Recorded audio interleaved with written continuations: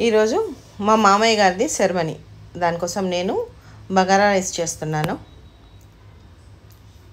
Bagara rice చేసి మన బయట పంచి పెడతాను తిండి వండుకోలేని వాళ్ళకి.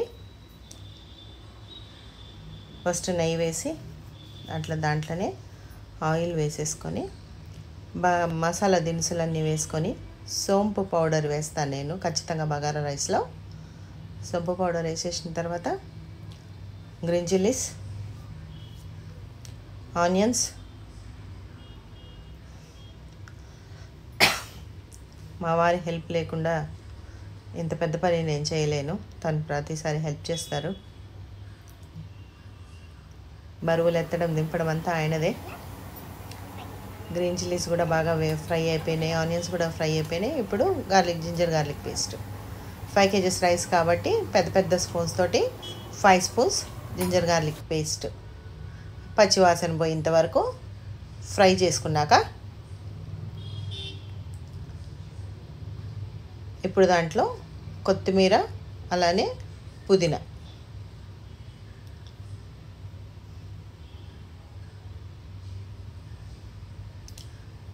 పుదీనా వేసి ఒక్కసారి కలియబెట్టేసుకొని నేనేంటిదంటే ఈ బిందెతోటి రైస్ తీసుకున్నాను. సో అదే బిందెతోటి 1.5 వరకు నేను నీళ్లు వేస్తున్నా. ఆల్రెడీ 1 hour ముందు రైస్ నానబెట్టాను కాబట్టి 1.5 అయితే సరిపోతుంది, పర్ఫెక్ట్ అవుతుంది. నీళ్లు పోసి నీళ్లు మరగంగానే ఈ బరువు పని వాళ్ళే చేస్తున్నారు, మా అన్నయ్య రత్నాకరు అలానే మా వారు. రైస్ వేయడము గిన్నెలు దించడం అంతా వాళ్ళదే.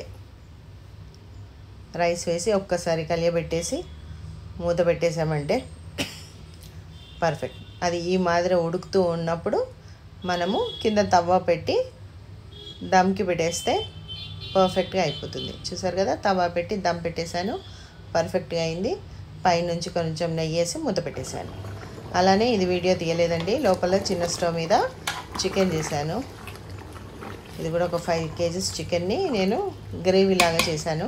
వంట చెయ్యడం ఒక ఎత్తు అయితే దాన్ని ప్యాక్ చేయడము మరో వంత అయింది. అన్నీ మావయ్య గారి ఫోటో ముందు పెట్టేసి ఇక మేము అన్నీ ప్యాక్ చేస్తున్నాం అన్నమాట. ఇది ఇంకో ఎత్తు, పనికి డబల్ పని ఇది. ఆడుతూ పాడుతూ పని చేస్తుంటే అలుపు సొలుపేమున్నది, ఇద్దరం ఒకటై చేయి కలిపితే ఎదురేమున్నది, మనకు కొదవేమున్నది.